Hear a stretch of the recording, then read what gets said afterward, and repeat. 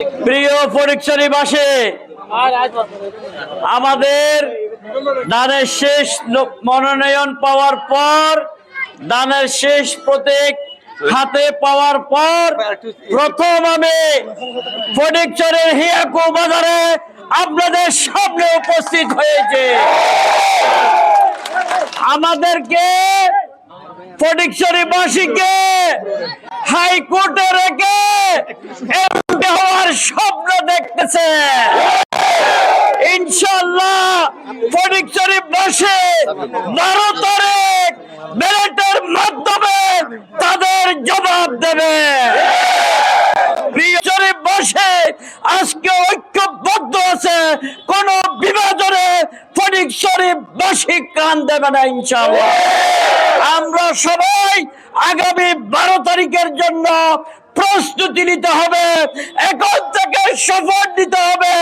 আমরা ধানের শীষকে বিজয়ী করে তারেক রহমানকে উপহার না দেওয়া পর্যন্ত ঘরে ফিরে যাব ইনশাআল্লাহ। টানা তৃতীয়বার অর্জন করেছে দেশের সেরা সুপার ব্র্যান্ড স্বীকৃতি বসুন্ধরা টিস্যু। সরওয়ার আলমগীর আপনাদের ছিলাম, আপনাদের আছে, আপনারা থাকবো ইনশাআল্লাহ।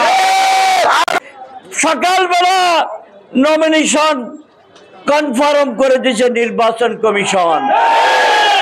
বিকাল 5টার সময় কাউকে না জানিয়ে নমিনেশন পেপার বাতিল করে। ষড়যন্ত্র কোথায় আপনারা চিন্তা করে দেখেন।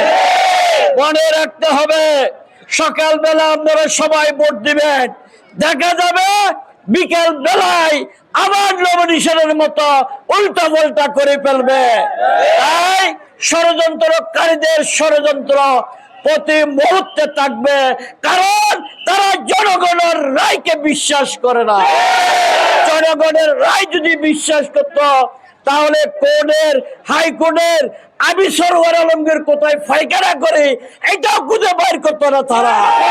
তাই আপনারা যারা এতদিন কষ্ট করছেন, ধৈর্য ধরছেন, আমি আপনাদেরকে আমি কি বলে এই ঋণ আমি শোধ করতে পারবো আমি জানি না।